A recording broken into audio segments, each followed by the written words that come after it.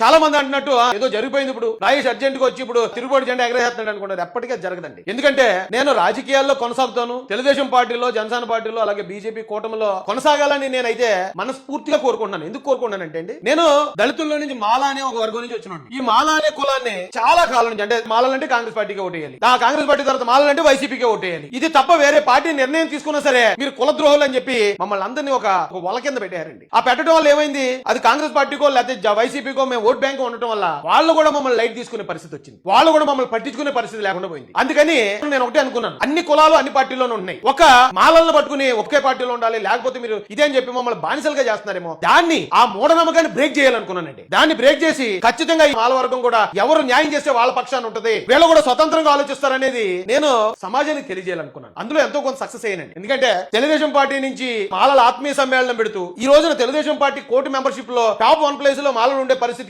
తీసుకురావడంలో నాది ఎంతో కొంత, అంటే శ్రీరామచంద్రుడికి ఉడత సాయం చేసినట్టు దీనిలో అదన్నా ఉందేమో అని నాకు అనిపిస్తుంది. ఇప్పుడు వైసీపీ గానీ లేకపోతే మరొక పార్టీ గానీ మాలల్ని అట్రాక్ట్ చేయడానికి ఒక 4-5 మాల ఆఫీసర్లని ఈవేళ కుల గొడవలు రావడానికి ఉపయోగిస్తుందంటే మరి మాలల మన దగ్గర నుంచి వెళ్ళిపోయిన వాళ్ళు మళ్ళీ వెనక్కి ఎలాగైనా తీసుకురావాలనే ప్రయత్నం వైసీపీ చేస్తున్నట్టే కదా. వైసీపీ ఆ ప్రయత్నం చేస్తుందంటే నా ప్రయత్నంలో నేను సక్సెస్ అయినట్టే కదా. ఇప్పుడు కాపులు ఉన్నారండి, ఏ పార్టీ అధికారంలో ఉన్నా సరే వాళ్ళు టాప్ ప్లేస్ లో ఉంటారు. బీసీలో ఉన్నారు, ఏ పార్టీ అధికారంలో ఉంటే వాళ్ళు టాప్ ప్లేస్ లో ఉంటారు. అలాగే దళితుల్లో సాటి మాదిగలు మందకృష్ణ గారి నాయకత్వంలో ఏ పార్టీ అధికారంలో ఉన్నా సరే వాళ్ళు కూడా మంచి ప్లేస్ లో ఉన్నారు, గిరిజనులు కూడా. కానీ కేవలం ఒక పార్టీ వస్తే ప్రమాదం జరగకుండా ఉంటదేమో, మరో పార్టీ వస్తే ప్రమాదంలో పడిపోయే అత్యంత దారుణమైన పరిస్థితిలో రాజకీయ అనాథగా మిగిలిపోయింది ఒక్క మాల వర్గం మాత్రమే. ఈ రాష్ట్రంలో majority vote bank, single largest community. ఆ కమ్యూనిటీ కోసం అందులో వాళ్ళు నన్ను చాలా మంది ఆ జనానికి నన్ను దూరం చేయాలి, కులాలను దూరం చేయాలని చాలా మంది ప్రయత్నాలు చేస్తారు, చేసుకోనివ్వండి. కానీ ఖచ్చితంగా ఆ వర్గానికి రాజకీయ ప్రాధాన్యత సంపాదించకపోతే తొందరలోనే కనుమరుగైపోయే పరిస్థితి, ఈ దేశంలోని అన్ని వర్గాలకి శత్రు అయిపోయే పరిస్థితి. ఆ పరిస్థితి నుంచి ఎలాగైనా కాపాడాలనుకున్నాను. అనుకునే ప్రయత్నంలో